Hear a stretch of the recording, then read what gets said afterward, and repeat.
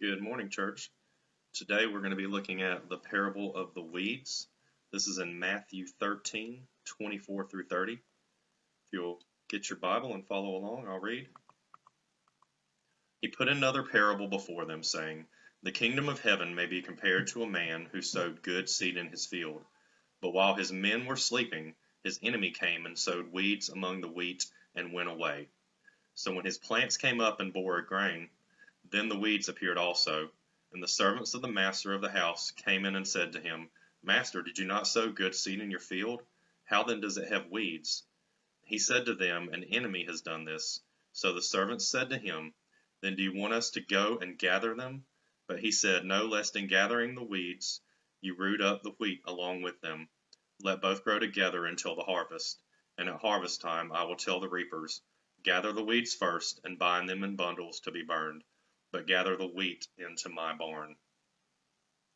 If we'll jump ahead to verse 36, Jesus actually explains this parable for us, and it goes as follows. Then he left the crowds and went into the house, and his disciples came to him, saying, Explain to us the parable of the weeds of the field. He answered, The one who sows the good seed is the Son of Man. The field is the world, and the good seed is the sons of the kingdom. The weeds are the sons of the evil one, and the enemy who sowed them is the devil. The harvest is the end of the age, and the reapers are angels. Just as the weeds are gathered and burned with fire, so will it be at the end of the age. The Son of Man will send his angels, and they will gather out of his kingdom all causes of sin and all lawbreakers, and throw them into the fiery furnace. In that place there will be weeping and gnashing of teeth. Then the righteous will shine like the sun in the kingdom of their Father. He who has ears, let him hear. So this is important. Jesus says, if you have ears, listen, because there are two messages out there in the world. There are deceivers among us, and the real message comes from Christ, from the Son of Man, but the devil, the enemy, is sowing false messages out there in the world. In my study Bible at the bottom, it says, The weeds are probably darnel, a weedy ryegrass with poisonous black seeds, which resembles wheat in its early growth, but is easily distinguished from it at maturity.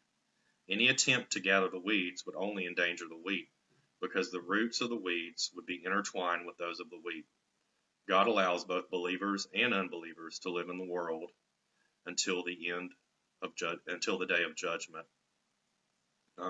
So there's real followers of Christ, and there are those in the world who pose as followers of Christ. Those are the weeds. There's people who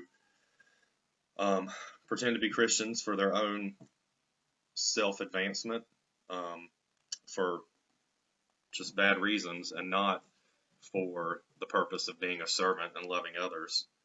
And we can be told apart by maturity, by fruit, by evidence. We're seeing that pattern in these parables, that true believers are maturing, that they're producing fruit, that there is evidence in their life that they are Christ followers, that there are other people hearing about Christ, there's service going on, we're helping others, we're helping the less fortunate, we're telling those who don't know about Christ about him.